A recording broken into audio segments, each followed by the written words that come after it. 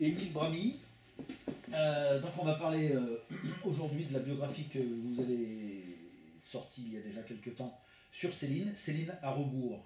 Et immédiatement la question qui se pose, puisque l'histoire de Céline, l'histoire de sa vie est racontée en commençant par la fin, c'est pourquoi? Pourquoi une biographie à rebours? Alors, parce que je pars du principe que quand on lit une biographie d'auteur ou quand on écrit une biographie d'auteur, c'est une vie qu'on connaît plus ou moins. Par exemple, si on lit une biographie de Flaubert, on connaît dans les grandes lignes la vie de Flaubert, donc ça ne pose pas de vrais problèmes. Euh, Parce que aussi, je pense qu'une vie, c'est important par la manière dont elle se termine. Et puis aussi parce que d'un point de vue technique, je voulais voir si j'étais capable d'écrire quelque chose où les effets seraient avant les causes, de manière à ce que le lecteur puisse être intrigué. Alors évidemment, il faut tricher un peu. Est-ce qu'il est préférable de bien connaître la vie de Céline, ou enfin les grandes lignes, pour lire cette biographie? Non, non, Non. non, non. Je crois pas. Non. Quelqu'un qui ne connaîtrait pas, qui serait tombé sur Oui, le on voyage peut. au bout de la nuit. Bon, je crois qu'on peut parfaitement. Enfin, un de mes buts, c'était effectivement qu'on puisse parfaitement la lire dans cette forme-là, sans rien connaître de la vie de Céline. D'accord. Parce que le pire, c'est que quand on parle de causes et de conséquences, Oui. là pour le coup, on a un auteur dans la vie duquel il y a eu des causes et des conséquences. Oui, mais je pense que ce qui fait de Céline un écrivain à la fois aussi controversé, aussi aimé par ceux qui l'aiment, c'est qu'on y trouve tout. C'est-à-dire qu'il y a une œuvre qui est une œuvre exceptionnelle, et il y a une vie aussi, ce qui n'est pas toujours le cas chez les écrivains. Quand on prend l'exemple de Zola, par exemple, il avait deux foyers, il faisait de la photo, quoi, voilà, et c'était réglé. Tandis que Céline, c'est une vie tumultueuse. C'est aussi l'intérêt de ce genre de biographie. D'accord. Alors, des biographies de Céline, il y en a quelques-unes déjà. La question qu'on peut aussi se poser, c'est, vous, à titre personnel, euh, pourquoi faire une biographie de Céline? Et je me suis posé la question, sachant que vous avez consacré beaucoup de temps et d'énergie à Céline d'une manière Oui. générale en dehors de la bio. Est-ce que c'est pas pour vous une façon de payer une dette et d'en faire le tour d'une manière un peu Alors, complète? payer une dette, non. Non. Parce que je ne me sens pas en dette vis-à-vis de Céline, dans la mesure où, puisque j'écris moi-même des livres, ce que j'écris, je fais très attention à être aussi loin que possible de Céline, pour qu'il n'y ait pas justement cette confusion. Donc je n'ai pas de dette, je dirais, littéraire vis-à-vis de Céline. La seule dette que je pourrais avoir, c'est une dette de lecteur. C'est-à-dire qu'il m'a procuré beaucoup de plaisir. Voilà. Et est-ce que c'est pas, en écrivant sa vie, une façon de rendre justice? Je ne sais pas si le mot est bien choisi, mais Non. non. En fait, la biographie est sortie sous un autre titre. Elle a été rééditée en poche sous un titre plus accessible, Céline à rebours. Et en fait, le titre original, c'est Céline, deux points, je ne suis pas assez méchant pour me donner un exemple. Qui me semblait beaucoup mieux dire ce qu'était Céline, surtout dans cette espèce d'opposition. Je ne suis pas assez méchant pour me donner un exemple. Et, euh, et le sous-titre de l'édition originale n'était pas biographie, mais c'était promenade. En fait, c'était le rapport d'un lecteur avec son auteur favori, quoi. C'est plus pour moi une promenade dans la vie de Céline que. Enfin, tous les éléments biographiques sont exacts, hein, c'est pas. Mais j'aurais voulu, ça peut être très prétentieux, une dimension supérieure. Voilà, celle de flâner dans une œuvre et dans une vie. Et d'ailleurs, vous qui êtes un spécialiste du bonhomme, Ouais. ce travail vous a appris quelque chose sur lui, ou voire sur l'œuvre même? Oui, oui, oui. C'est-à-dire que d'abord j'ai rencontré quelques-uns des derniers témoins, parce que j'ai commencé à travailler, elle est sortie en 2003, j'ai commencé à travailler 3 ou 4 ans avant, donc j'ai rencontré les derniers témoins, des gens qui n'avaient pas forcément été vus jusque-là, mais ça c'est tout à fait secondaire, c'est pas très important. Non, j'ai découvert des choses, entre autres dans la correspondance, dans certains éléments biographiques. Mais vous savez, la biographie à proprement parler de Céline, elle est fixée depuis la trilogie de François Gibault. Donc ça, voilà. En fait, tous les gens qui écrivent d'un point de vue biographique sur Céline, tous, sans exception, sont tributaires de Gibault. Parce que Gibault a commencé son propre travail à la fin des années 70, c'est-à-dire peu de temps après la mort de Céline, et il a vu tous les témoins, mais les vrais témoins, c'est-à-dire des gens qui avaient eu une part de leur vie avec Céline. Alors que les témoins qui restent, c'est des gens qui, aujourd'hui, il n'y en a quasiment plus, mais qui se montent du col. C'est des gens qui ont vu Céline 3 fois et qui vont dire c'était mon meilleur ami. Voilà. Donc on va dire le corpus factuel, il est un peu fixé. Il est fixé depuis Gibault. Il y a eu une seule découverte importante, mais qui est postérieure à ma biographie. On a découvert qu'il était très proche d'un nazi canadien, qui s'appelait Arcan. Mais c'est tout. Voilà. La biographie aujourd'hui, elle est fixée. C'est-à-dire que ce qu'on peut faire aujourd'hui, moi ce que j'essaie de faire, c'est une espèce de amener quelque chose de plus, c'est-à-dire amener cette espèce de rapport dans mon bouquin entre un lecteur passionné et la vie de son auteur favori. Voilà, c'est un rapport très, très personnel. Moi, je ne suis pas un spécialiste de Céline, j'ai lu d'autres bios de Céline, mais oui. Il y a des trucs que j'ai appris là. Alors c'est peut-être parce que j'étais un peu distrait quand j'ai lu les autres biographies. Par exemple, il me semble que les beaux draps a été interdits par Vichy en zone libre. Oui, enfin il y a eu une dizaine de livres qui ont été, je crois qu'il y a eu 40 exemplaires en tout, oui, qui ont été saisis. Voilà. En nombre de livres, c'est pas beaucoup, mais symboliquement, l'idée que le régime de Vichy a interdit un bouquin de Céline en 1942, je trouve ça assez amusant. Oui, mais il faut savoir que Céline détestait le régime de Vichy, et le régime de Vichy détestait Céline. Pour Céline, le régime de Vichy, c'est des petits vieux qui sortent de pipi. C'est ça. Non, mais c'est ça. Hein, et lui, il était du côté de l'espèce de révolution nazie, il n'y a pas d'autre mot, qu'envisageaient les gens de Je suis partout, de Au Pilori, les jeunes journalistes parisiens de l'époque. Après, il me semble, on rentre tout de suite dans une espèce de vif du débat, là, ou de vif du sujet, ou d'une partie du sujet. Il me semble qu'il avait aussi pas mal de réticence et de distance vis-à-vis des programmes nazis, et notamment cette histoire de... Enfin, c'est un peu ambigu chez lui, mais cette histoire de race ou d'arien, il n'a pas l'air d'être le champion de l'arianité, quand même. Si. Alors là, je crois que vous vous trompez. C'est quelqu'un qui... on le considère aujourd'hui comme un antisémite. Or, pour moi, c'est beaucoup plus que ça. C'est un raciste biologique. Il n'arrête pas de le dire. En fait, Céline, c'est quelqu'un qui a des racismes du moment. Quand il est en Afrique, il n'aime pas les Noirs. Quand les Juifs arrivent en masse en France, il n'aime pas les Juifs. Et dans son dernier livre, qui termine la veille de sa mort, qui s'appelle Rigaudon, il sait que c'est un livre testamentaire, il sait qu'il va mourir. Bon. Il n'arrête pas de dire « moi qui suis un raciste biologique ». Et sa peur du moment, c'est plus les Noirs, c'est plus les Juifs, c'est les Chinois. Donc, si vous voulez, c'est quelqu'un qui... Alors, il faut savoir aussi qu'il a été médecin à une époque où on enseignait, par exemple, Alexis Carrel, qui parlait de supériorité des races, avec au sommet la race blanche. Quand on lit, par exemple, je suis pas ancien, donc j'ai ces trucs chez moi, quand on lit des géographies de l'époque, il y a une hiérarchie raciale, le noir n'est pas très loin du singe, quoi, tel qu'il est présenté. Donc je pense que ça a été quelqu'un de profondément raciste. Je ne crois pas du tout à ce qu'on raconte, par exemple, d'un antisémitisme du moment parce que sa femme lui a été prise par un... Ça, je n'y crois pas une seconde. C'est quelqu'un qui a grandi dans un milieu qui était un milieu antisémite. Il a été nourri à ça à la petite cuillère et il n'a fait que reproduire, ça n'excuse rien, il a fait que reproduire ce qui était son milieu, en fait, en l'enrichissant, entre guillemets, de son expérience de médecin. Puis en lui donnant une dimension totalement invraisemblable par rapport à son génie littéraire, il y a ça aussi. Oui, mais si on veut venir au fameux débat sur les pamphlets, quand on regarde un petit peu, quand j'ai écrit cette biographie, je me suis beaucoup intéressé, pour plein d'autres raisons aussi, aux publications antisémites, je dirais, entre les années 1850 jusqu'à 1945. Il y en a eu, mais on ne peut pas imaginer, des flopés.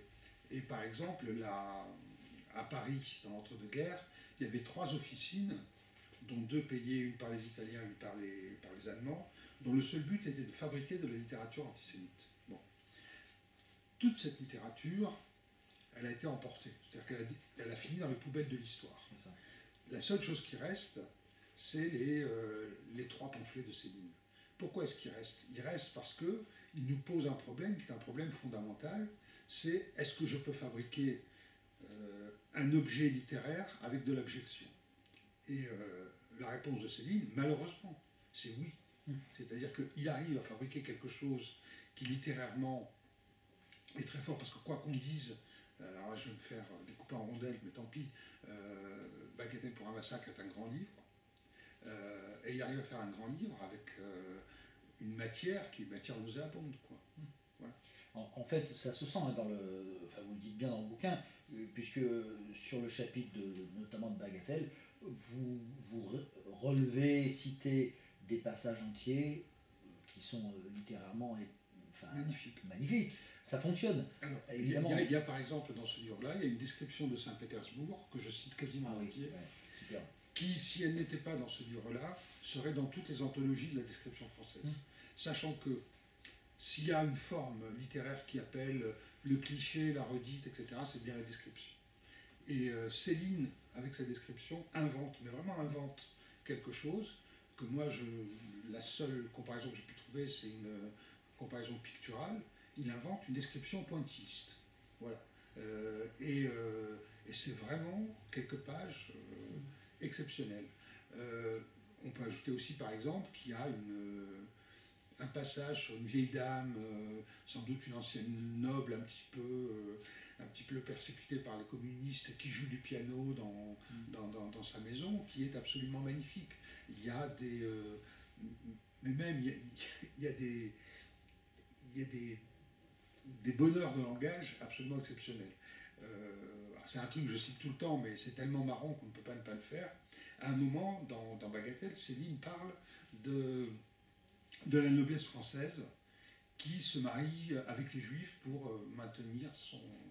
Et il donne un résumé de ça qui est absolument extraordinaire. Il écrit, là je cite mot à mot, il écrit « La noblesse française a sucé assez de foutres juifs pour noyer la plaine d'Azincourt. » On ne peut pas faire un raccourci plus extraordinaire, quoi. Oui, c'est-à-dire qu'en fait, au-delà même de la description de Saint-Pétersbourg dont vous parliez, qui est belle, mais qui n'est pas dans la tonalité principale de Bagatelle, il y a même dans les passages tout à fait agressifs, etc., une beauté paradoxale. Alors, pour une raison très simple, c'est que le style de Céline est un style d'excès. Et le pamphlet, c'est la forme littéraire excessive. Donc, il y a une espèce de rencontre entre ce style excessif et ce genre littéraire qui appelle l'excès. Par exemple, il explique dans Bagatelle pourquoi les Juifs ont les pieds plats. Les Juifs ont les pieds plats parce qu'ils courent sur le sable pour aller chercher des dattes. Voilà, c'est-à-dire qu'on est dans des histoires complètement... alors, il y a des côtés meurtriers dans ce qu'il raconte. Mais en même temps, il y a parfois, et souvent même, il y a un bonheur d'écriture. Encore une fois, on ne devrait pas dire ça parce que c'est monstrueux, mais voilà, ça existe. Mais en fait, ce bonheur d'écriture, vous l'appelez comme ça, on le retrouve partout. Je veux dire, comment dirais-je, dès le voyage au bout de la nuit, il y a des passages, par exemple, quand il est médecin, j'improvise sur les souvenirs, mais il est médecin, il raconte qu'il va dans une famille où il y a une jeune fille qu'on a fait avorter. C'est terrible.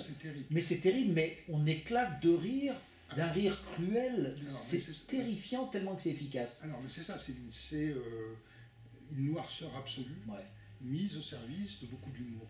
Voilà. C'est-à-dire que la plupart des gens qui aiment Céline rient à Céline, alors que les gens qui ne l'aiment pas voient quelque chose comme totalement sombre, noir, mais c'est faux. Il y a chez Céline, il y a toujours l'œil qui frise derrière, il y a toujours quelque chose qui vient désamorcer la noirceur et qui fait... C'est-à-dire qu'il arrive à mélanger les deux, quoi. Alors, est-ce que ça la désamorce? Je pose la question parce que on entend souvent, enfin on vit dans une époque où on entend tellement de choses, mais on entend souvent des gens qui viennent nous expliquer en quelque sorte que il y a des circonstances ou des sujets avec lesquels il est bon de rire, et puis il faut que le rire soit bienveillant, et puis il y a des circonstances dans lesquelles il ne faut pas rire. Il est évident qu'on ne rit pas aux enterrements, mais si on n'est pas dans ce cas de figure-là, euh, on est presque en train d'essayer de nous convaincre que certains sujets ne supportent pas le rire. En fait, Céline fait l'inverse, mais il désamorce. J'ai pas l'impression que, dans l'expression que vous employez, j'ai pas l'impression qu'il désamorce pour dire attendez, je suis pas dupe de ça, c'est pas la question. Non, c'est-à-dire que. Non, alors je me suis mal exprimé. C'est que dans la situation la plus sombre, il est capable de voir et de montrer le petit côté ridicule. Ou grotesque. Voilà, ou grotesque. C'est souvent grotesque. Souvent grotesque, plus que ridicule, grotesque. Quoi. Et il le fait avec une espèce d'humour sous-jacent qui est toujours présent. Quoi. C'est-à-dire que les gens qui aiment Céline rient à Céline. Ah oui, éclate de rire, on peut le dire. Éclate de rire, oui. Voilà. Bon, moi je veux dire, honnêtement, je ne devrais pas le dire, mais Bagatelle, ça me fait rire. Oui, oui. Voilà. Et d'ailleurs, il y a plusieurs personnes de l'époque, de contemporains, qui ont parlé de ça comme une gigantesque farce. Alors c'est une analyse, hein, je dis pas que alors, c'est non, la non, seule mais possible. Gide a écrit un texte célèbre sur Bagatelle. En disant que c'était trop finalement et que c'était juste. Il a dit que s'il n'était pas, si c'était pas quelque chose de comique, c'est que l'auteur était Maboul. Voilà. Et il emploie le terme Maboul dans sa critique. Voilà. Donc, et quand on lit l'accueil de Bagatelle, beaucoup de gens ont vu ça comme quelque chose comme un truc comique. Alors, il faut dire aussi que on n'est plus dans la même époque, qu'il s'est passé quand même ce qui s'est passé pendant la guerre, la destruction des Juifs d'Europe, et qu'évidemment on ne peut plus voir ces livres de la même manière. C'est ça. C'est-à-dire qu'ils ont acquis après coup une espèce de dimension meurtrière qui n'était pas la leur au départ. Alors moi j'ai relevé ce que dans votre bouquin, à un moment vous citez Robatet, qui dit à propos de Bagatelle, il ne serait pas impossible que Céline fût une sorte de déséquilibré, habité par un étrange génie de l'ordure. L'expression est pas mal.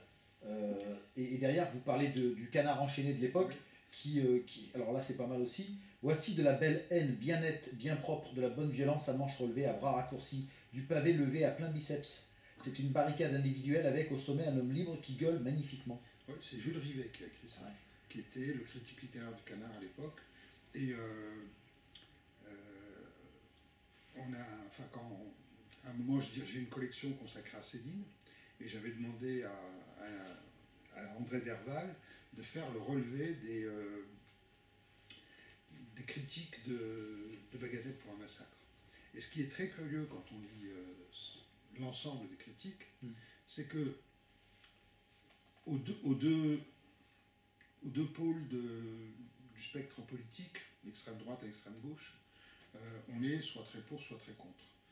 Et entre les deux, la question qui se pose, c'est pas est-ce que Céline a écrit un livre antisémite, c'est est-ce que Céline a écrit un bon livre. Ouais, c'est ça. C'est-à-dire que l'antisémitisme à l'époque est vu comme un sujet comme un autre finalement. Un sujet, c'est ça. On peut écrire là-dessus, quoi. On peut écrire là-dessus, c'est ça. Là-dessus. Il faut bien préciser encore que c'était avant le début de la guerre. Bien sûr. Non, c'est 36-38. Et puis ce qui est terrible, c'est que les titres Bagatelle pour un massacre, l'école des cadavres, ont pris une signification aujourd'hui qui n'était pas du tout celle de l'époque. À l'époque, l'école des cadavres, Bagatelle pour un massacre, c'est le massacre des Français si il y a une guerre.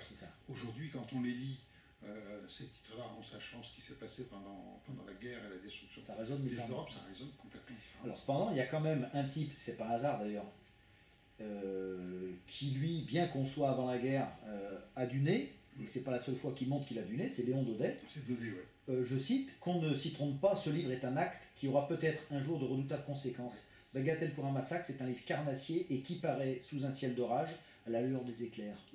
Alors là, c'est le seul qui le voit. Il est fort. Objectivement, il est fort. La phrase est belle en plus, mais il est fort. Il a compris que ça risquait de devenir quelque chose de redoutable. Il a vu ce qu'était le livre, ce que les autres n'ont pas vu. C'est ça. Voilà. C'est-à-dire que c'était...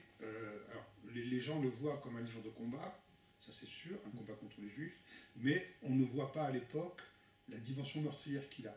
Et Daudet est le seul à dire que ça peut avoir une dimension meurtrière. Alors que Daudet n'était pas le dernier à appeler Non. à la violence, on va dire, Oui, parfois même plus, mais souvent contre des gens, des adversaires politiques. Ça se faisait dans les deux sens d'ailleurs. Mais, mais je veux dire, Daudet, c'est peut-être celui qui a fait le plus bel article sur Voyage au bout de la nuit, qui a permis d'ailleurs de lancer le livre. Hein. Et à l'époque, lorsque Daudet écrit sur Voyage au bout de la nuit, Céline, dans son esprit, est un adversaire politique. C'est un homme de gauche, c'est quelqu'un qui parle des ouvriers. Et il dit, moi, ce qui m'importe, c'est la qualité de ce que je lis. Et c'est à lui qu'on doit la fameuse phrase la vraie bibliothèque n'est pas rose. C'est Daudet qui a dit ça. C'est pas mal. C'est pas mal. C'est pas mal. Alors, bon, cette conversation un peu à bâton rompu nous a amené assez rapidement sur Bagatelle pour un massacre qui ne peut pas, bien sûr, résumer le travail de Céline. Les gens, comme on vient de le dire, n'ont pas pris Bagatelle comme aujourd'hui on prend Bagatelle. D'ailleurs, aujourd'hui, on ne le prend plus. On essaie de plus en parler. Bon, évidemment, comme il est tombé dans le domaine public, sauf erreur de ma part. Erreur. Non, pas en encore. France. Pas en France. D'accord. 70 ans après la mort du... 70 ans après la mort, il est tombé dans le domaine public en Canada. Oui, au Canada, c'est ça. Et il y a un éditeur canadien qui a ressorti tous les pamphlets en un seul volume. Donc on va attendre encore 2-3 ans, c'est ça hein non. 61, il est mort. 61 plus 70. Ouais. 31. Ouais, d'accord. Et en fait, la question qu'on peut aussi se poser, c'est, je sais pas, dans 100 ans, est-ce qu'on retiendra l'écrivain ou le saligo? Bon, c'est difficile de savoir ce qui se passera, mais je veux dire, est-ce que... Il y a bien malin qui pourrait dire comment les choses vont tourner dans 100 ans, c'est déjà. Sûr. Je pense que si Céline continue à être considérée comme un des très grands écrivains du XXe siècle, un des deux grands avec Proust, c'est qu'on retient l'écrivain quand même. Et je pense, oui. Oui, je pense. Et d'ailleurs, encore une fois, pour revenir au pamphlet, il pose le problème de savoir si on peut amputer l'œuvre de quelqu'un qui n'a pas beaucoup écrit, hein, en fin de compte. Oui, pas beaucoup de livres. Donc, amputer cette œuvre-là de 3 livres, est-ce que c'est possible, quoi. Et puis, est-ce qu'on peut prendre l'œuvre d'un écrivain comme un poulet et dire le blanc c'est bon, mais le croupion non? Pas sûr, quoi. En tout cas, on va dire que les lecteurs de Céline n'arrivent pas forcément à tirer par une certaine lumière, mais finalement essayent de tout lire. Et même cette histoire de volonté célinienne de ne pas republier les pamphlets n'arrête pas le lecteur un peu curieux. Moi je sais que quand j'ai commencé à lire Céline, il y a très longtemps, puisque moi le premier texte de Céline que j'ai eu en main c'est en 67, donc ça fait un bail, et je ne savais même pas qu'il avait écrit à l'époque il était totalement au purgatoire, et je ne savais même pas qu'il avait écrit des textes antisémites. Et quand j'ai appris ça, j'ai évidemment eu envie de les lire. Voilà. Voir ce qu'il y a dedans, quoi, en fait. Voir ce qu'il y a dedans, bien sûr. Et puis en plus, à l'époque, c'était entouré de mystères, c'était introuvable, c'était voilà. C'était le pot de confiture sur l'armoire, quoi. J'avais noté, enfin après, si on essaie de comprendre un petit peu le bonhomme, j'avais noté un passage de Baudelaire que vous citez, oui. qui est super.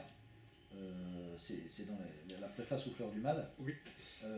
J'ai eu sur la presse. Ouais, sur la presse. Il était très vache avec la presse. Il avait bien raison d'ailleurs. Et j'ai eu l'imprudence ce matin de lire quelques feuilles publiques. Soudain, une indolence du poids de 20 atmosphères s'est abattue sur moi et je me suis arrêté devant l'épouvantable inutilité d'expliquer quoi que ce soit à qui que ce soit. Oui, c'est ça. Oui. Alors, immédiatement, je me suis dit, mais tiens, est-ce que le malheur de Céline, c'est de ne pas avoir cru véritablement Baudelaire? Parce qu'il a essayé d'expliquer, à sa façon, avec son truc, il a essayé d'expliquer des tas de trucs qui probablement le dépassaient. Il a essayé... c'est pas le seul, tous les écrivains... Non, mais il a essayé d'expliquer au moment où il était de retour en France, où il était mort en tant qu'écrivain, avec l'énorme échec des deux publications de Féerie 1 et Féerie 2. Et donc c'est là qu'il publie Entretien avec le professeur Y pour essayer d'expliquer ce qu'il a amené à la littérature française. Bon. Mais je crois que le lecteur se fout des explications. C'est comme... lire un livre, pour moi, c'est comme regarder une toile. C'est-à-dire, ça vous touche ou pas. Après, savoir si c'est pas sur de la toile ou du hêtre, ou si c'est fait à l'acrylique ou pas, on s'en fiche un peu, quoi. Alors, on peut par curiosité y aller voir, mais ça n'a pas vraiment d'importance.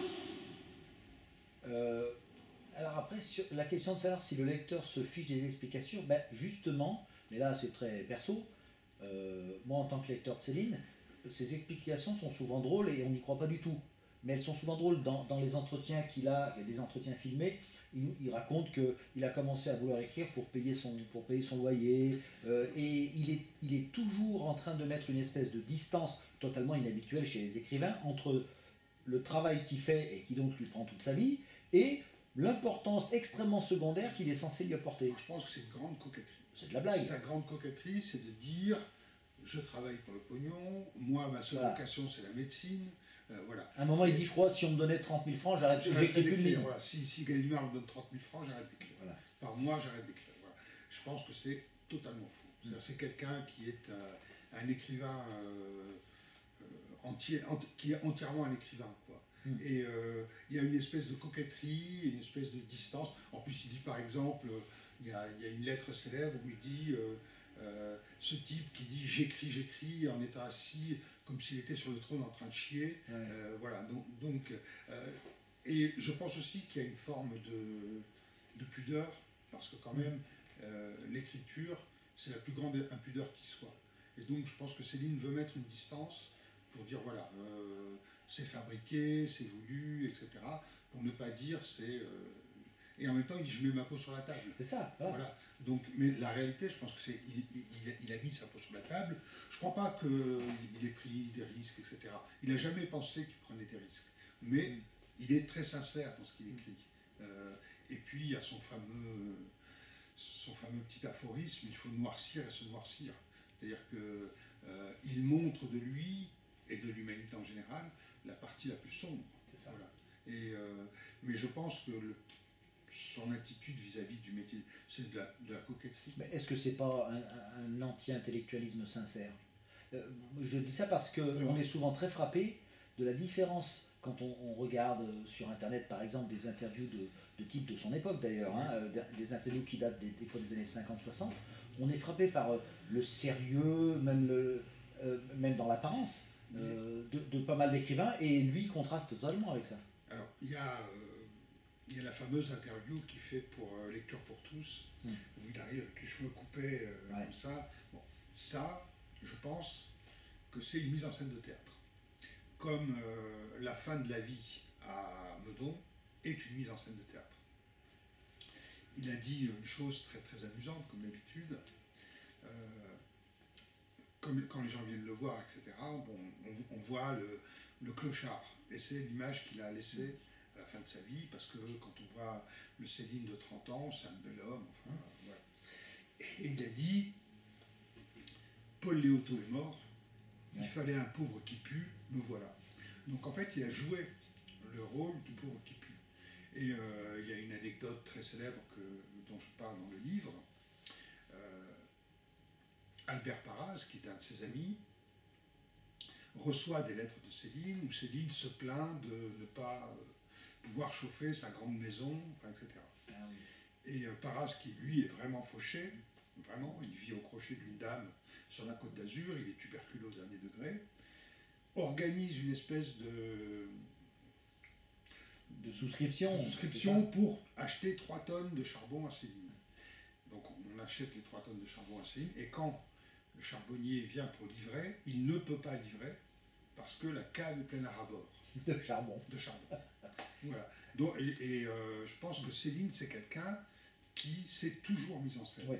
C'est la même chose avec le pognon, puisqu'il dit si on me donnait 3 000 francs, 30 000 francs, j'arrête de... Alors qu'en fait, il n'avait pas de problème de pognon. Aucun. Voilà. Il a signé, à ce jour, le plus important contrat d'édition qu'un auteur ait jamais signé, avec Gallimard. Alors, on va détailler. Il a eu, donc on est en 51. Il arrive en 51, je crois que le contrat est signé en 52. Il a eu 5 millions de francs de l'époque. Ça représente grosso modo, en euros, je dirais 400 000 euros, quelque chose comme ça. Ça, c'est la première des choses.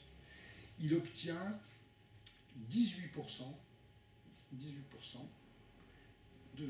sur chacun de ses livres. Mais, et c'est là où est la grande astuce, non pas les livres vendus, mais les livres imprimés. C'est-à-dire que, vendu ou pas, il touchait son pognon sur le livre. Donc, aucun auteur n'a jamais signé un tel contrat. Et à la fin, donc c'était quelqu'un, encore une fois, c'est quelqu'un qui a passé son temps à se lamenter et qui n'a jamais de sa vie, sauf peut-être une très courte période quand il a essayé de s'installer en médecine à Paris, qui a toujours vécu dans l'aisance. Alors c'est marrant parce que on y croit fermement à sa pauvreté. On y croit fermement. Croit, mais alors on y croit parce que c'était aussi un acteur de génie, ouais. Parce que Meudon, c'est une scène de théâtre. Voilà, c'est pas compliqué. C'est une scène de théâtre avec un décor que c'est inavolu, avec les chiens, les chats, les hérissons, et avec le vieux clochard misanthrope en plein milieu, avec ses pullovers pourris, ses écharpes, etc. Voilà. Mais c'est une scène de théâtre. Par exemple, pendant qu'il est en exil, où il pleure qu'il n'a pas un sou, etc., il écrit une lettre à un de ses copains qui s'appelle Geoffroy, qui est bijoutier. Et il demande à Geoffroy de lui acheter une Patek Philippe. Et il ajoute une Patek Philippe. Une montre. C'est une montre, oui. Il ajoute une Patek Philippe en platine. Les cons croient que c'est de l'acier. Voilà. Donc c'est quelqu'un. Il y a par exemple, pendant son exil encore, il y a un écrivain qui s'appelle Ole Winding, qui vient le voir et qui dit effectivement, on entre là, on a l'impression d'être chez des Romain Michel, mais les pullovers sont en cachemire. Ouais. Voilà. Donc, si vous voulez, c'est quelqu'un qui a toujours voulu donner de lui une image, au début de sa carrière, du fils du peuple, venant d'un milieu ouvrier, ce qui n'a jamais été le cas. Bon, alors, la pire période de sa vie, c'est la période qu'il passe en prison, ça c'est clair. Mais sinon, le reste du temps, à Meudon, il n'a pas de problème d'argent. Ouais, mais en même temps, c'est quelqu'un qui vit d'une certaine manière. Voilà. Moi, quand j'ai écrit la bio, j'étais au Danemark et j'ai rencontré la fille des gens qui s'occupaient du domaine où Céline, où Mikkelsen, son avocat, lui avait prêté une maison. Bon. Et Céline se plaint du froid. Et elle m'a expliqué, elle m'a dit oui, bien sûr, il fait froid dans son rez-de-chaussée parce qu'il voulait que toutes les portes soient ouvertes pour que sa femme puisse danser et ne pas avoir trop chaud pendant ses exercices de danse. Et il voulait que ses animaux, les chiens, les chats, puissent entrer et sortir.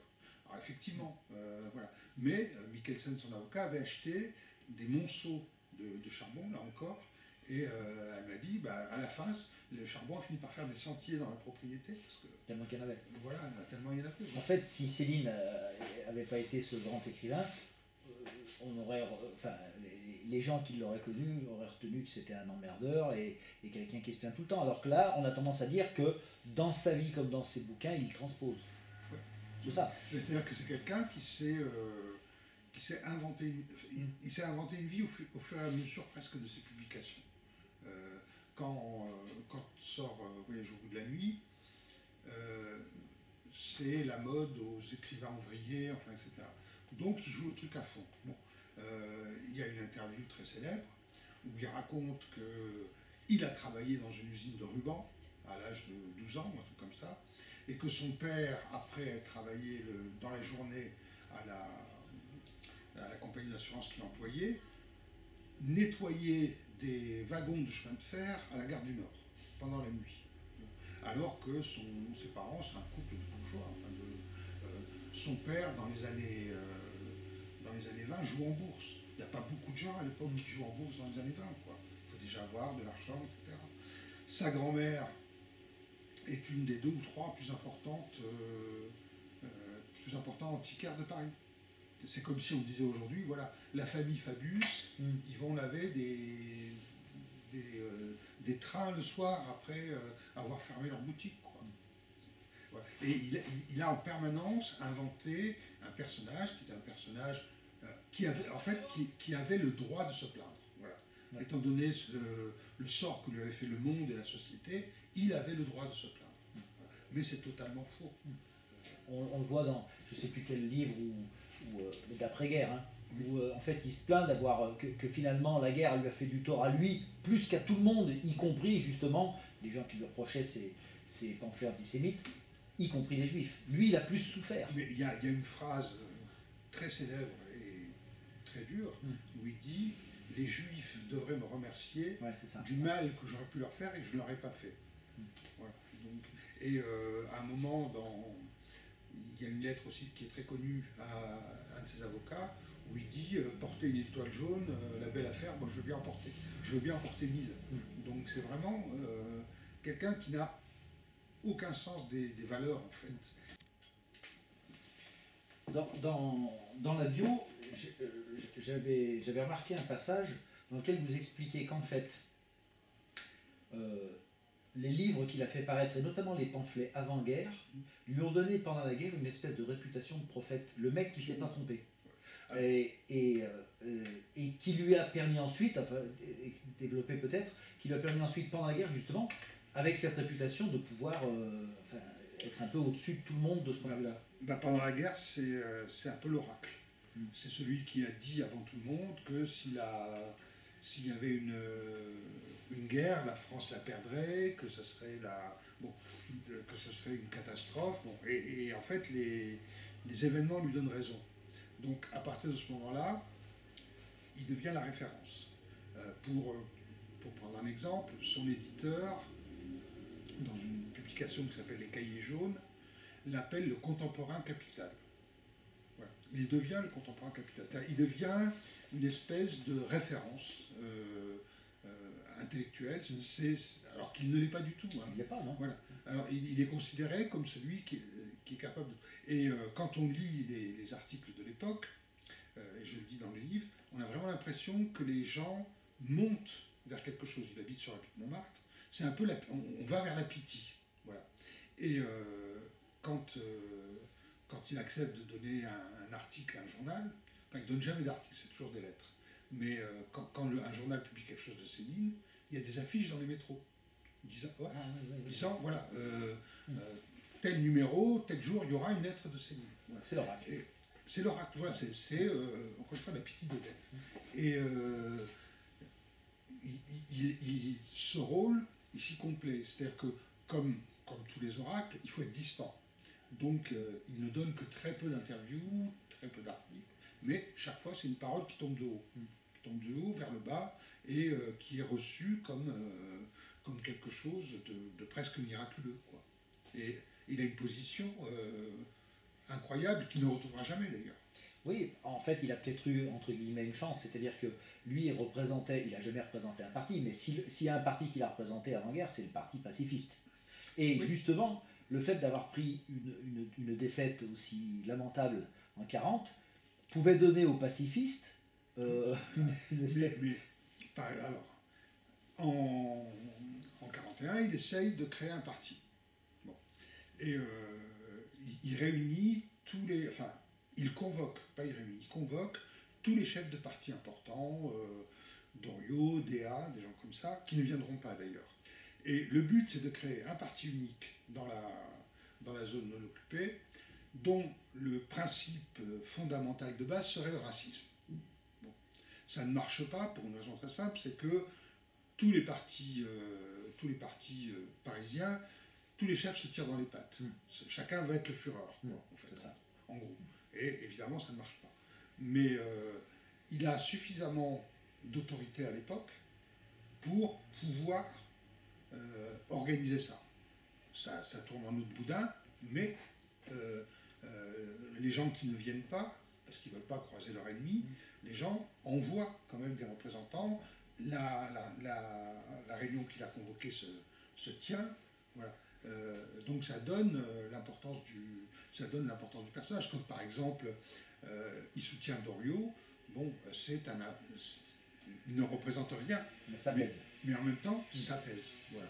Mais alors, c'est quelque chose qui me semble, moi, assez important, cette dimension de l'oracle, qu'on peut très bien totalement oublier aujourd'hui, parce qu'on n'a pas vécu la période, etc.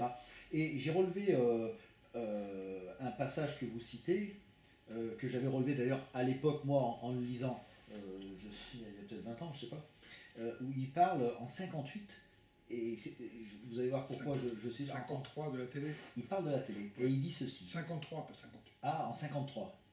Et il dit, voilà, c'est Jacques Chancel qui questionne, et il parle de la téloche.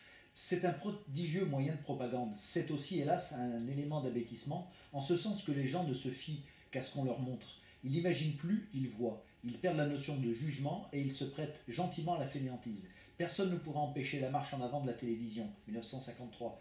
Elle changera bientôt tous les modes de raisonnement. Elle est un instrument idéal pour la masse, elle remplace tout, elle élimine l'effort, elle accorde une grande tranquillité aux parents. Les enfants sont passionnés par ce phénomène. Il avait dû voir 3 télés dans sa vie à cette époque. Et là, je me dis, nous qui... Je donne le nombre de télé qu'il y a, je crois qu'il y a 30 000 télévisions, je ne me souviens plus du chiffre exact. exact. Il y avait le chiffre que vous donniez. Il y avait le chiffre, je crois qu'il y a 30 000 téléviseurs en France. Quelque chose comme ça. Ouais, je ne retrouve plus le truc, mais... Voilà. Et à l'époque, en 53, la télévision, c'est un épiphénomène. C'est-à-dire, c'est une curiosité. Quoi, c'est une curiosité. Et il a parfaitement compris le truc. Et c'est pour ça que, pour relier ça avec ma question sur la dimension d'oracle de Céline pendant la guerre, nous qui vivons dans un monde qui n'est pas encore post-télévision, elle est encore là, et à mon avis pour un moment, on pourrait voir sur un simple extrait de quelques lignes comme ça, qui date de 70 ans presque, on pourrait voir que le gars, quand il veut avoir raison, il a raison. Alors, il a du nez, il a du bif. Un autre truc, dans les Beaux Draps. Donc dans les Beaux Draps, pour moi, c'est son seul livre politique, au sens véritable du terme. Parce qu'en fait, les Beaux Draps, c'est ça. Ça commence par le constat que l'armée française a pris la plus grande déculottée de son histoire. Bon. Que la société française est totalement mise à bas, et que donc, puisque une révolution, c'est très compliqué à faire, parce qu'il faut d'abord faire écrouler le monde précédent. Là, c'est déjà fait. Là, c'est déjà fait. Donc, il dit, c'est le moment où on doit changer les choses. Donc, les Beaux Draps, c'est un livre politique, il donne sa vision du travail, de l'éducation, etc. Et à un moment, il dit, si on me demande combien de temps un homme peut tenir devant une machine, je réponds 35 heures. Voilà. Alors qu'on travaillait 48 heures ou 40 heures à l'époque. Et puis, je crois qu'il préconisait aussi une échelle de salaire de 1 à 3 maximum. De 1 à 3 maximum. Hein, c'est ça. Hein. Oui, voilà. Donc, le super cadre, il touche 100, et le l'ouvrier... Il n'appelle pas le super cadre, il appelle le dictateur, parce qu'il veut un dictateur. Ah ouais, d'accord. Donc, le dictateur touche 300, et l'ouvrier touche 100. Voilà. Il veut, par exemple, aussi... le pavillon de 500 mètres, pavillon avec un jardin de 500 mètres carrés inaliénable. C'est-à-dire qu'il appartient à la famille pour toujours. On ne peut jamais le saisir. Voilà. Donc il a une vision politique qui est un peu presque enfantine, mais en même temps, et qui est très inspirée du nazisme aussi, il faut dire les choses comme elles sont. Et même du collectivisme. Ou du collectivisme. Ah, quoique non, il y a le côté propriétaire de son pavillon qui n'a plus besoin d'avoir un souci pour avoir le toit sur sa tête. Et l'autre chose, c'est que... petit bourgeois aussi. C'est très petit bourgeois. Il appelle ça d'ailleurs le communisme labiche. C'est ça, et je pense que c'est une formule géniale. C'est une formule géniale. Le communisme labiche. Voilà, c'est communisme fabriqué pour le petit français. Ben ouais. Et pas intellectuel. C'est-à-dire, on est dans le pratique, on est dans le... Absolument. Non, mais je veux dire, Céline, c'est un homme pratique. Oui, c'est ça. Et donc, si vous voulez, quand il écrit les Beaux Draps, dans les Beaux Draps, il y a des pages sur l'éducation qui sont absolument extraordinaires. Il dit, voilà, ce qui compte pour éveiller un enfant, c'est la danse, la musique, le chant, des choses comme ça. Et il ajoute, il sera toujours bien temps de lui apprendre les mathématiques et tout ça, ça viendra bien. Voilà. Donc il est par exemple pour une éducation de l'éveil. Il est en avance de ce point de vue-là. Il est en avance, et en fait, S'il y a une avance, il reprend grosso modo les théories de Freinet. Ouais, c'est ça. Voilà. Donc c'est quelqu'un qui peut être à la fois un épouvantable réactionnaire et en même temps un type prodigieusement en avance sur même les mœurs de son temps. Mais j'ai l'impression qu'il a pas du tout l'esprit de système et que quand il est en avance, c'est par instinct. C'est-à-dire que... Oui, mais alors c'est la chose qu'il revendique. C'est qu'il n'est pas du tout un intellectuel, c'est un instinctif. Ouais. Il parle beaucoup des ondes, une espèce de rapport tellurique avec la nature, enfin de choses comme ça. Donc c'est quelqu'un qui, en étant lui-même un intellectuel, quoi qu'il en dise, oui. Déteste l'intellectualisme et évoque une espèce d'homme presque primaire, presque primitif. Quoi. Mais même dans sa façon de parler, les quelques témoignages qu'on a, soit filmés, soit à la radio, oui. Sont assez parlants. Et j'ai en mémoire une interview qu'il donne à deux types. J'ai plus le nom maintenant en tête, mais qu'importe, vous allez certainement me retrouver ça. Il donne cette interview, mais en pensant, ces types-là sont étudiants en école de cinéma, me semble-t-il, et donc il se dit ça va pas être diffusé, et il est beaucoup plus naturel. Et dans cette interview, par exemple, quand il parle de littérature, il n'est plus du tout dans le dénigrement habituel de tout le monde, et je me souviens de cette phrase, il dit, quand on évoque Proust, il dit c'est le plus grand écrivain de notre génération. Oui. Et d'un seul coup, il se met à parler littérature réellement et non pas à faire son cinéma, qui est d'ailleurs très drôle, parce que c'est toujours bon de voir Mais il dit exactement l'inverse de ce qu'il dit dans les interviews qui sont plus suspectueuses. Par exemple, sur Proust, sa phrase la plus célèbre là encore, c'est 300 pages pour dire que tu tues en culte à table, c'est trop. Voilà, c'est trop. Mais ça fait une bonne formule, mais on ne sait pas ce qu'il pense. On ne sait pas ce qu'il pense, mais en même temps, je crois qu'il avait... clairement une forme d'admiration pour Proust, malgré le fait que Proust soit à ses yeux juif. Et puis c'est un autre monde, de toute façon. C'est un autre monde, et c'est une phrase qui ne ressemble pas du tout à la sienne, parce qu'elle est interminable et lui fait des phrases courtes. Enfin bon. Mais oui, c'est pareil, c'est le même trou de mémoire. Ouais, effectivement, ce sont deux jeunes gens qui viennent le voir, mais c'est à l'époque où il reçoit tout le monde. Il reçoit tout le monde. Voilà, il reçoit tout le monde, parce que à partir de 1957 et la publication D'un château l'autre, il reçoit tout le monde tout en jouant les ermites, quoi. Et parce qu'il a besoin de vivre médiatiquement. Il a compris que les livres ne se vendent plus comme ils se vendaient en 1932, et que donc il est obligé de faire le service après-vente, et il le fait. C'est ça. Et on le voit bien, oui, je crois même qu'il en parle dans sa correspondance avec l'éditeur, en quelque sorte. Oui, ouais, c'est ça. Il a une espèce de, on dirait aujourd'hui, je sais pas, une stratégie marketing carrément, de positionnement. Oui, vous voulez du Céline, je vais vous en donner. Il veut qu'on parle de lui, il trouve que Gallimard ne fait pas le boulot comme il devrait le faire, qu'il ne reçoit pas assez de monde, qu'il exige par exemple que Gallimard trouve un écrivain qui ferait soit une biographie, soit une étude des œuvres de Céline pour les relancer. Il veut absolument être en Pléiade, et il veut y être de son vivant, il n'y arrivera pas parce qu'il mourra alors que le volume est en cours, mais il a compris aussi que les choses ont changé, que le monde d'après-guerre n'est plus du tout le monde qu'il a connu avant, et que le monde de l'édition est un monde qui a totalement changé par rapport à l'époque où lui était quelqu'un de très très important. Par exemple, quand il revient d'exil avec les deux Ferry, qui vont être une catastrophe, parce que le premier Ferry, il vend 7000 exemplaires. 7000 exemplaires à l'époque, c'est ce que vend moyennement un premier romancier. Alors, on est très loin des chiffres d'aujourd'hui où c'est 200, mais c'est ce que... Bon. C'est-à-dire qu'il se retrouve, avec le premier Ferry, ramené à un petit débutant. Et le second, c'est seulement 4000 exemplaires. Donc, il n'est plus rien. Voilà. Et pour ça qu'il écrit son espèce de livre pour expliquer sa manière d'écrire, etc. C'est des entretiens avec le professeur grec. Et après, il cherche un sujet scandaleux. Et le sujet scandaleux, c'est quoi? C'est à une époque où toute la France se veut résistentialiste, etc.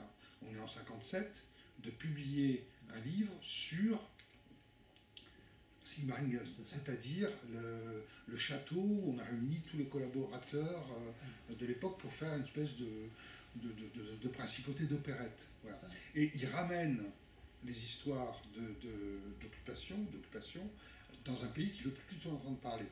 Et le scandale est double, parce qu'à l'extrême droite, on dit il a trahi tout le monde, il nous présente comme des pantins, ce qu'ils étaient en fait.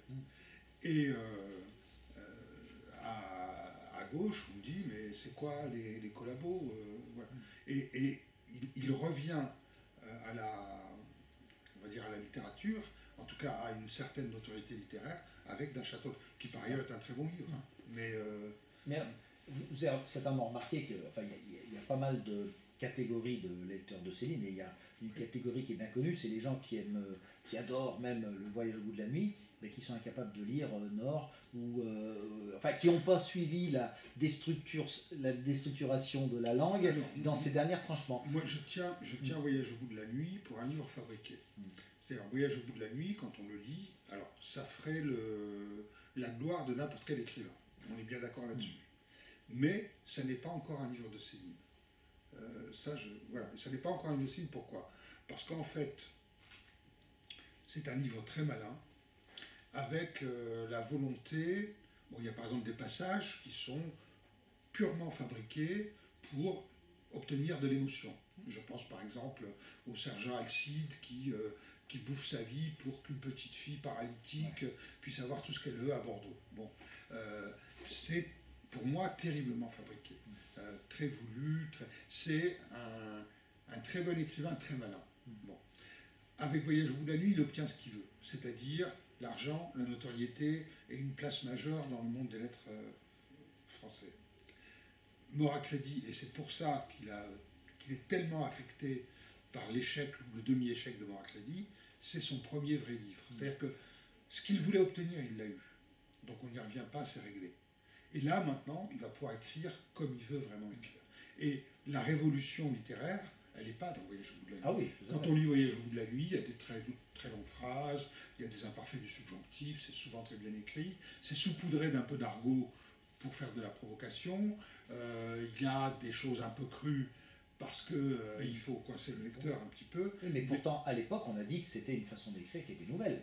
Aujourd'hui, est-ce qu'on n'est pas tout simplement un peu aveuglé par le fait qu'on connaît l'œuvre future? Bien sûr. Et qu'évidemment que quand la phrase est complètement éclatée... Non mais si on ne lisait, s'il n'avait écrit que Voyage au bout de la nuit, on dirait c'est extraordinaire. Voilà, il a changé les choses, etc. Bon. Mais Voyage au bout de la nuit, ça n'est que les prémices. C'est le début, c'est ça. C'est le début. C'est pas du tout Ferry. Voilà. On dirait que c'est pas le même mec qui écrit. Non mais Ferry, pour moi, c'est un livre expérimental. Ouais. C'est un livre expérimental dans la mesure où à mon avis, c'est le point extrême du style de Céline. Et l'idée, c'est de dire, je vais faire un livre où il ne se passera rien. Il n'y a rien en fait, il ne se passe rien. C'est un bombardement. Voilà. Et je vais faire tenir ça uniquement sur l'écriture. Voilà. Et alors moi j'avoue que le seul livre de Céline que j'ai lu seulement 2 fois, une fois avant et une fois pour écrire cette biographie, c'est Ferry, parce que Ferry ça m'ennuie. Voilà. Voilà, je trouve, j'arrive pas à aller. Mais par exemple, quand on compare, Nord, c'est vraiment son sommet. Techniquement, du point de vue de l'écriture, du point de vue de la volonté, il est au sommet. Ça arrive que personne ne lit et c'est très dommage, parce qu'il est magnifique. Mais pour moi, c'est purement un truc de lecteur. Il se passe quelque chose dans Mort à crédit, peut-être que ça résonne plus pour moi, peut-être, je sais pas, qui est de l'ordre de la grâce. C'est-à-dire que c'est, pour moi, c'est un livre inépuisable. C'est un livre que j'ai dû lire plus de 10 fois. C'est un livre inépuisable, Mort à crédit. Mais je sais que Nord est supérieur. Mais en même temps, non, mais sérieusement. Et en même temps, c'est dans l'œuvre de Céline, pour moi, c'est Mort à crédit. Alors j'ai l'impression que Nord, moi j'ai souvent aussi rencontré des gens qui n'arrivaient pas à lire ça, et parmi eux, beaucoup de gens qui sont de fins lecteurs par ailleurs, mais qui n'arrivent pas à lire ça. Ça me fait un peu penser au William Burroughs des années où il faisait du cut-up, et où finalement ses livres on ne peut pas les lire en essayant de chercher un sens, il peut y en avoir, mais il y en a d'ailleurs, mais il faut les lire en état de transe poétique en quelque sorte. C'est ça qu'il demande l'auteur. Et si on arrive à capter le flux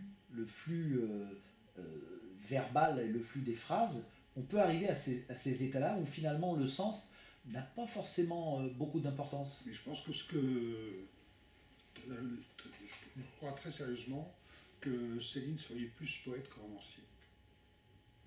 Je pense. Alors un poète qui écrirait sur des volumes incroyables. Ouais. Mais je pense que son écriture est d'abord une écriture poétique avant d'être une écriture romanesque.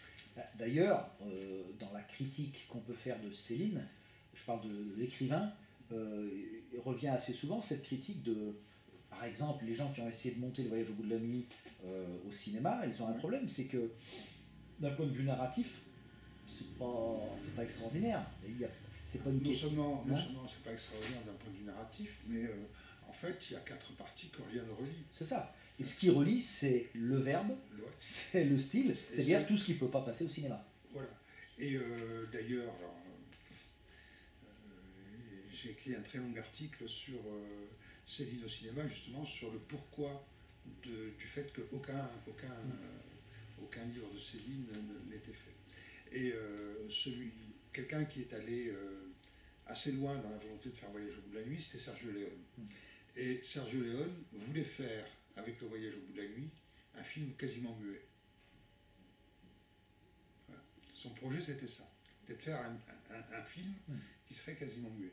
Et il n'est pas allé au bout du projet, parce qu'il a dit, j'ai fait Il était une fois l'Amérique, je n'ai plus besoin de faire Voyage au bout de la nuit. Et quand on regarde bien Il était une fois l'Amérique, c'est pas très loin de Moracriti. C'est pas très loin de Moracriti. Faudrait que je le revoie alors. Ah oui. Moi je l'ai revu pour justement cet article. Alors c'est pas Voyage au bout de la nuit, mais il y a toute une partie de... Et c'est un film presque muet. Moi, l'histoire n'a rien à voir. Hein. Oui, bien sûr. Mais moi, j'y trouve quelque chose de Moracriti. D'accord.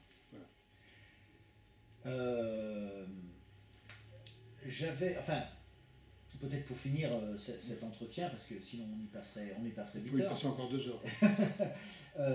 Si on parle de Céline encore aujourd'hui, c'est évidemment parce que le bonhomme a fait quelques livres qui ont compté. C'est aussi, à mon avis, parce que dans sa légende, elle tient aussi beaucoup au fait que c'était un type épouvantable, qu'il a écrit dans une période particulièrement noire, ce qu'on sait, etc. Mais d'un point de vue très technique, c'est aussi parce qu'il a pu publier, parce qu'il a pu écrire même des choses horribles. Et j'aimerais bien avoir votre sentiment sur ce que donnerait un Céline aujourd'hui. Et je fais référence là, je fais allusion à toutes ces choses qu'il est maintenant devenu impossible à dire ou dangereux de dire. Est-ce qu'on pourrait avoir un Céline, est-ce qu'il pourrait être passé entre guillemets aujourd'hui? Alors moi je pense que le Céline des pamphlets ne passerait plus, à juste titre.